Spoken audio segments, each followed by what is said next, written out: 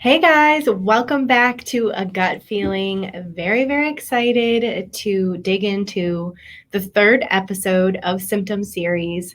Today we're going to talk about anxiety. It's a big one, and I also got a lot of questions. Wait, why is anxiety part of Symptom series when it's not a symptom you would think of related to gut health, like constipation, diarrhea, gas, bloating, these kind of things that are so obvious that are hurting the gut? Anxiety is definitely correlated with poor gut health because of the brain gut connection, right? The thing about it is having anxiety is both mental and physical, not just one or the other. And a lot of people think that anxiety is just more mental, but it does have a lot to do with the physical when it comes to the body, and oftentimes it can be at the same time. We can have a mental and a physical experience happening together, causing the anxiety or even triggering the anxiety and making it worse, right? So it's very interesting because my normal process of how I think about what I'm going to write on the podcast and then write what I'm going to put on the podcast and then finish up what I'm going to put on the podcast the day of kind of goes like this. On Monday, I organize the idea. I get down some PowerPoints. Tuesday, I might take another peek at it, tweak some stuff. And on Wednesday, I like to have that fresh feel of what I'm going to say on the day of, because I'll be fresh brain and I know it's happening that day. So I'll kind of meditate on it and write down anything else I'm going to put down, finish it, print it out so I can read it while we're recording. And then I get here and we're good to go. Today, I woke up with anxiety. Not because I'm doing a podcast on anxiety, but because I actually had anxiety. So I thought it was very interesting because normally I know exactly what I'm going to say when it comes to a specific podcast. But today, with having anxiety, I thought, well, this is an opportunity for me to really tap in to the physical and the mental, to be able to bring this to the podcast today and share this sort of, dual thing we have here of mental and physical from my own experience, right? So I do share a lot about my own experience, but it's not often that I'm experiencing that thing on the day that I'm talking about it when it comes to the podcast. So I thought, well, this maybe is a godsend that I have this anxiety, because it's going to, allow me to tap in and bring you more authenticity when it comes to what you really need to do when anxiety triggers in. Now, here's the thing about anxiety. It's very future focused. This is where a lot of anxiety comes from. Worry for the future, the questioning, what if this happens, what if that happens, the idea that something could happen that may hurt you, or the idea that something could happen good, but do I even deserve this good thing to happen? So we love to spiral out on however many different things can happen in the course of our future, I should say. And we get to the place where we're overwhelmed because none of this stuff is in our control. And as soon as it's not in our control, that's when the anxiety comes in, right? So I woke up this morning, had the anxiety, and my normal instinct when I have anxiety, and if you guys are listening, please, comment below or shoot me a message. My normal instinct is to wake up and go, to avoid the anxiety and to move forward with my day and to jump in and do everything I can to ignore said anxiety, right? Yeah, I feel that too. But since I knew I was doing a podcast on anxiety today, I challenged myself to stop and connect with self so I could really see what was going on, so I could bring you this information in this podcast today. So what I did was I restructured my morning so that I was able to study this. That's what I wanted to do. I wanted to take this time to be able to study it. And so now for you, what I want to do is break that up into mental and physical of the experience I had inside anxiety today, so you can really see how it's connected in both ways. All right. So the mental. Now, I checked in with myself. I pulled out my journal and I said, what am I experiencing? What have I been experiencing? What am I exposed to? What are the things I've been going through that could be or may be contributing to this anxiety?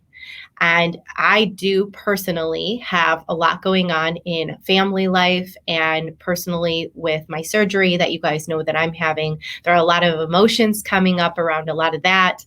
I just moved back to Michigan and, to take care of said family and everything is going on. So I thought, let me write down 3 things that I feel like I've been doing with my emotions that could be contributing to this anxiety. So here's what I came up with. I had been suppressing emotion around family sickness and moving. I had been trying to avoid the feelings to stay positive for other people, family, supporting everything. Okay. And I was doing too much, meaning I didn't have enough downtime to be able to recuperate in between all of this stuff that was going on. Now, this is very common for a lot of people, these 3 things: suppressing the emotions, meaning not allowing ourselves to feel the sadness, the grief, the guilt, whatever it is, trying to avoid these feelings by doing anything else to not look at these feelings, and by doing too much and not allowing ourselves to rest. This is very normal of a lot of people when they experience anxiety, okay? I connected with that. I realized that that was happening. I wrote it down and I said, okay, I will work on addressing that shortly. But now I want to connect to the physical body. So I got up out of bed and I went and sat on my yoga mat and I started moving a little bit and let me see what could be contributing to it in the physical. Now, in the last couple days, I'm looking at what I was exposed to in the physical, okay? Last night, I ate out at a restaurant when I do normally eat at home more, and I ate some things that aren't normally in my typical diet. Specifically, because I know you guys like to hear specifics, I had some dairy, and I had been doing more of an AIP protocol prior to my explant surgery just to make myself strong and healthy and clean, and I had some grains, which is not in the AIP protocol. So these are out of the ordinary in the last couple of weeks. So could have been maybe triggered by those a little bit.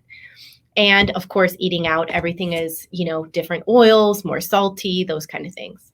I ate later than I normally would, which, typically I would normally eat dinner, let's say 5, 6, maybe even 7, but I had dinner at 8:30 or 9 o'clock. So a lot later, closer to bed, which could have triggered some, didn't really digest well and triggered some anxiety for me.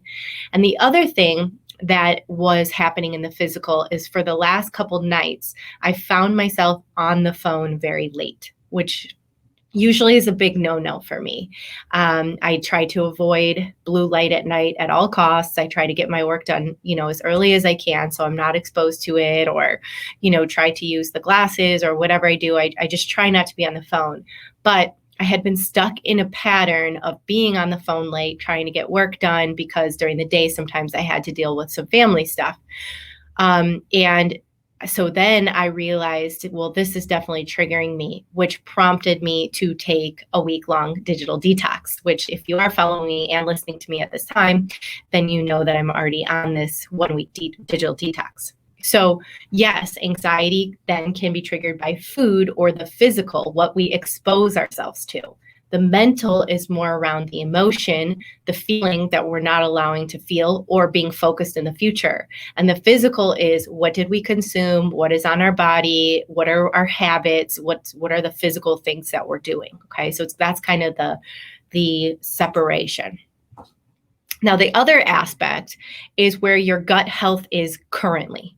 So this has to do with the wear and tear of what's going on in your digestive system. All right.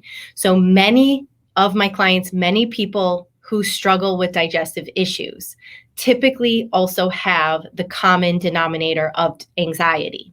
The reason that is because that reason happens is because of the brain-gut connection. Now, you've heard me explain this before if you're an avid listener to the Gut Feeling podcast.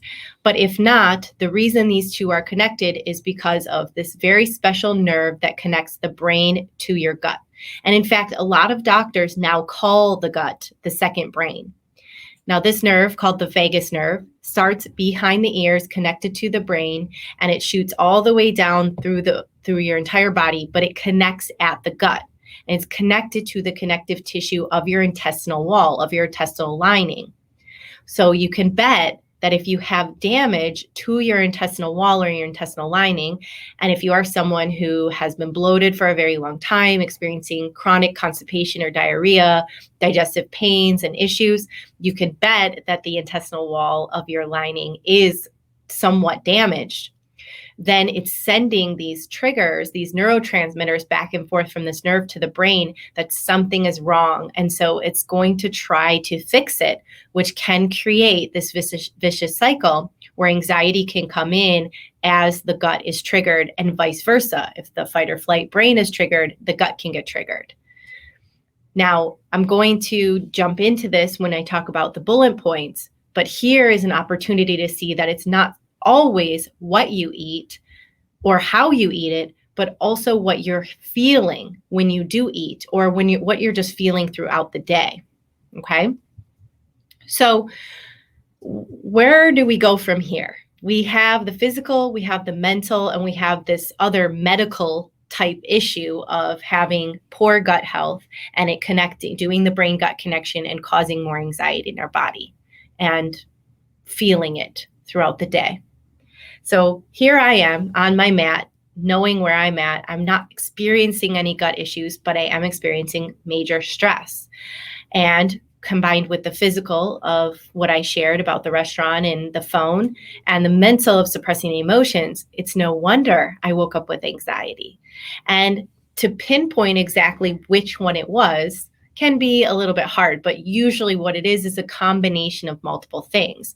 So now I have to look at where I'm at in that situation, and I have to say, what can I do to sort of move myself, softly move myself in the direction of feeling good? Okay, I need to work on me now, because if I don't, I won't be strong enough to serve other people, my family, and everyone that needs me currently. Okay, got to fill your cup first, right? We talk about this all the time. So I sat down and I thought, what are my favorite 3 things that I do to reduce anxiety, and how can I start to integrate them into my life now? Now, besides these favorite 3 things, the first thing that I did was give myself that social media break. Like, boom, delete the app, get off of it. It's nothing but a distraction, and it's not making me feel any better. So I did the digital detox. I'm on it. It feels great not to even feel like I have to check in with it. I know that I do love it, and it's a huge part of my business, and it serves its purpose. And I will obviously come back and still love coming back. But currently, right now, it was a major aspect that was not healing me or serving me. So I had to let it go. And I will definitely give an update post digital detox on the next podcast. But then I was like, okay, so I got that out of the way. Now I really need to address my physical, my mental, my gut health. What are the 3 things that I can do to be in tune with my body, to connect with self? So I'm not searching for answers outside, but I'm allowing myself to be my guide to put me in that direction. Okay. So number 1, I needed to figure out what emotions, what feelings were connecting to how I was feeling. So again, it's like connecting the body to the mind. So I decided to start keeping a journal about how my mood was connected to my symptoms. So daily, I would wake up, do a body scan, feel how I was feeling. Was I feeling anxious? Was my stomach hurting? Did I feel tired? These kind of things. And how was that affecting my mood? What are my symptoms? And how is it affecting my mood? So it's a mood and symptom journal. So it takes it away from the food completely, and it puts you into the mental and the physical aspects of what's going on with your body. So keeping that journal daily, checking in with your body, you don't have to do it forever, but if you do it for a period of time, you can start to see that there are, just like different things that come up consistently, where you're seeing these patterns. That's the word I was looking for, patterns. You're seeing these patterns come up like, oh, when I do stress about this does make my stomach hurt. When I'm very future focused, it does bring along anxiety. When I worry about these things that haven't happened, I start to doubt myself. This is where you really get in tune with the body and you really connect to self. So I want you to keep a mood and symptom journal for 1 week, okay? All you have to do is wake up and write down what you're feeling, what you're going through, or before you go to bed, if it's easier for you to do at night, and then check back in after a week. Where do the patterns exist? How can you release and surrender to what is supposed to be? Trust your body to what it's supposed to do, trust the process of where you're supposed to be, and allow things to flow versus trying to pedal, upstream and, just struggling and suffering. Okay. And of course, look, I had to even do this every once in a while too. Everybody comes back to these ways that they connect to self. All right. So number 2 that I have used for many years, and you know her so well because I've had her on the podcast, MB Menino, who is a trauma breathwork specialist. I revert back to doing breathwork by her because she is so amazing. So I have some free ones saved from her website and inexpensive ones too, $5 or $10 ones, saved from her website in my folders on my iPhone. I know that breath work immediately drops me in to the calm by giving oxygen to the brain and to the gut. Okay. Now, nothing calms you down faster than getting oxygen to the 2 places that are in turmoil, especially when they're communicating. Okay. So imagine 2 people are in a fight, right? You have person 1 and person 2. They're angry. They're outside in the alley. They're getting ready to fight. And they're just, they see red, they're ready to go. Okay. Now imagine if each person had somebody that calmed them down and was able to kind of get them out of that anger, like very instantaneously. And that person for each of those people showed up at the same time and just brought some oxygen to them, calmed their anxiety, brought them down, and it was able to disengage the fight.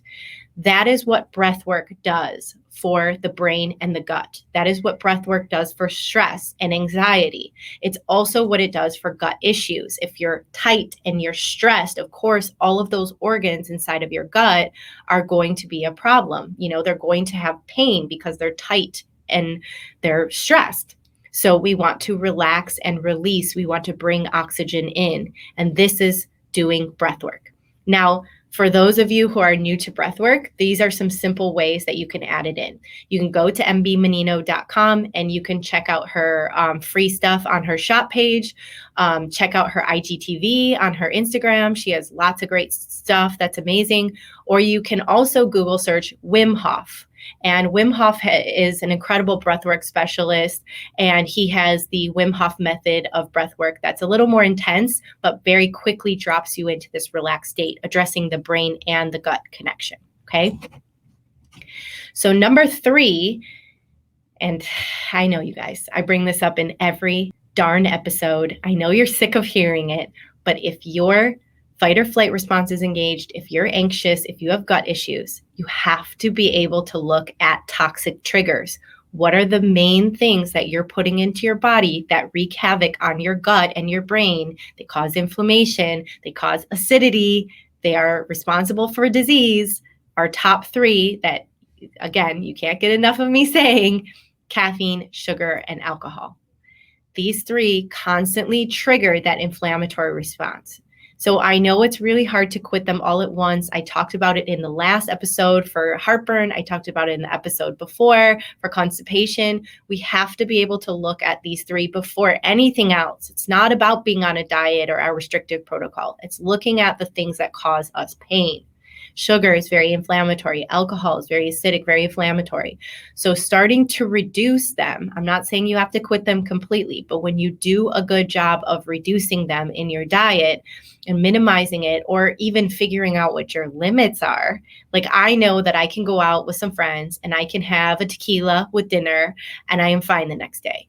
Now, if I get to the bar and I have the drink right away before I eat, or if I go, over 2, I am done for days. So knowing your limits is really good too. And I know there are a lot of people who experience anxiety the next day after drinking. So it is good to address these things. Now, if you start to reduce them, you can calm the inflammation, which calms the brain-gut connection, thus reducing anxiety, right? So obviously, those things take time to learn, and we need to introduce them slowly. Nobody ever healed overnight. Nobody ever got rid of anxiety overnight. And clearly, anxiety can rear its ugly head and come back in randomly, even for healthy people or people who address it. So for that reason, there are natural herbal supplements that can really help when it comes to reducing stress and anxiety in the body. Okay. A few of my favorites. The first one of my favorites is rhodiola. Rhodiola is a brain adaptogen, so it helps balance the brain chemicals, and it basically triggers dopamine without causing drowsiness or fatigue. Amazing. Like later, right? Because like when we eat things like sugar or do drugs, that's like that immediate dopamine response, but then comes the detox and the drowsiness and fatigue. Well, this is a natural herbal supplement that will not cause that. And it also helps to enhance exercise performance. So if you're feeling tired and it's hard to get to the gym, there you go. You can add that in. The second one that I love is pharma-GABA. Now I'm going to read this because it's hard to say, but GABA is gamma aminobutyric acid. Okay. This put together is a major calming brain chemical or neurotransmitters. We just talked about neurotransmitters, and we know that they're happening. This is one of those good ones that we want to add in. It's helpful for restful sleep. It reduces stress. It almost puts a brake on that stress response. So obviously we love a good break. And then a lot of people who experience chronic long-term stress are experiencing B vitamin deficiencies. So taking something like a stress B complex contains that, like a blend will contain an optimal balance of essential B vitamins for those that are deficient, and it has extra vitamin B5 when it is a complex like that to support healthy adrenal and immune function, which are two reasons why chronic stress may hurt the body. So we like to do that. We like to include that. Now, if you do have a methylation issue, like if you have the MTHFR or something like that, definitely consult your doctor about taking vitamin B, because it is hard for you to process that if you have methylation issues. If you don't know if you have methylation issues, then you can get testing from a functional medicine doctor or a gynecologist. And if you're interested in learning more about the functional medicine doctor that I work with, then you can email me, Jaclyn at jaclynreneewellness.com. Now, all of these vitamins are available in my supplement dispensary. If you're watching, I'm pointing below. There's the link, or it's in the show notes if you're listening on one of the channels.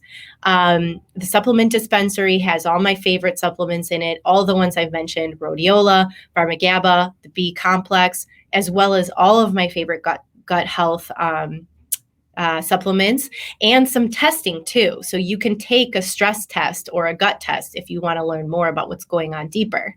Now, if you create an account under my Thorne Supplement Dispensary, you can get 10% off of all of your products, not just your first order, but every order. You just have to create that account once. So hopefully that's really helpful for you guys, because I know that there are a lot of things we need to spend money on for health, and I don't want to make you keep spending money and not get a little perk, right? So check out my supplement dispensary and shop those if you feel like you need them, or go back to my top 3 tips. One, checking in with yourself, that food and symptom journal. 2, doing the breath work, checking in with yourself and getting oxygen to the brain and the gut immediately, and then working on reducing toxic triggers, caffeine, sugar, and alcohol. I ran into somebody today at the gym, and she said she was trying to work on giving up gluten, but she's still feeling bad. And I asked her, what about your sugar intake or something like that? She said, oh, sugar is so bad. I eat it every day, but I can't give it up. And I always ask people this: what are you willing to give up in order to feel good? Because if you really want to heal, we have to take a look at what is constantly triggering you. It's not about being on a diet. It's not about restricting self. It's about empowering yourself to remove things that keep harming you. Like if I had a boyfriend who kept beating me, I can't keep him in my life and expect to be happy and heal, right? Or if I had a job where every time I came in, my boss would scream at me and be super upset, would I be happy? Would I be healing? No, I have to remove the stuff from my body and my life that is not serving me. So whatever that is for you, start there. That's it. Take one step and then start to slowly peel back the layers of your healing journey, right?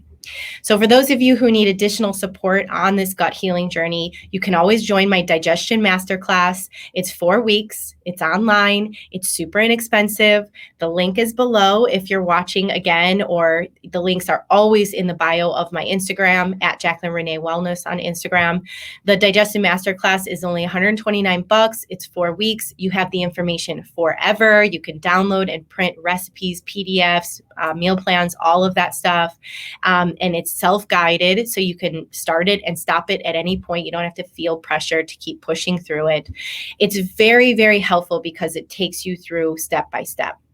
And if you are beyond that and you are ready to make serious change in your life and work on your gut healing journey or your self-discovery healing journey to get to a better place, and you're ready for full guidance, then you can book a discovery call. It's an awesome 20 to 30 minute video call face-to-face with me, where we can connect and figure out what we need to do based off your own health history, your own lifestyle. I'm going to meet you where you're at, and we'll peel back those layers together. So thank you so much for listening. Hopefully this has been helpful for anyone experiencing the symptom of anxiety.